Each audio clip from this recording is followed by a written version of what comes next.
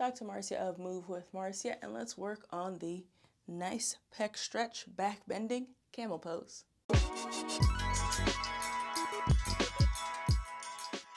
Camel pose is a kneeling pose and a back bend, so you really get into opening up those hip flexors, the pec muscles, squeezing the back muscles, and lots of core stabilization. You don't just dump into the back bend. It does require some awareness, some strength, some flexibility. So let's get into it. The first thing you want to make sure when doing any back bend, really, but in this camel pose specifically, is make sure you understand where your pelvis is. You don't want your bucket of water to spill forward. You don't want it to spill backwards. You want it to be just right, Goldilocks, one line. And to do that, you need to engage this muscle. Now, that doesn't mean hold your breath. It means breathe and squeeze.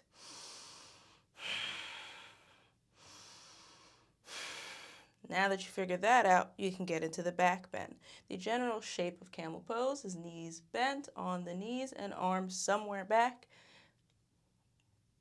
somewhere back.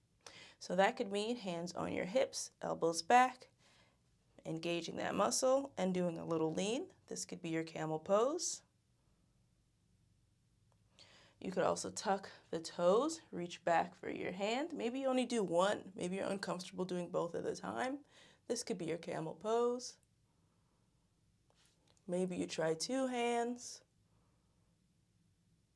Maybe you use a wall to get that back bend feeling, but use a little bit of support.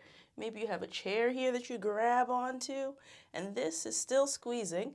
And I'm also going to squeeze my thighs together in an attempt to keep everything here solid as I bend on it. You could also reach down to a block or step stool if you don't want to reach all the way down to the heel, or if you're not comfortable tucking the heels to get it reachable.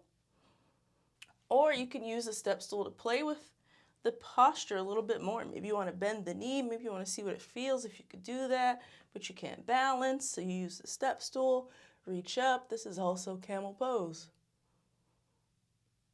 Now, keep it in mind that if you've done wheel, which is the bridge, straight arms, wheel pose, or bow on your belly, reaching up, it's the same shape, but how it feels here will feel different as you change your relationship to gravity.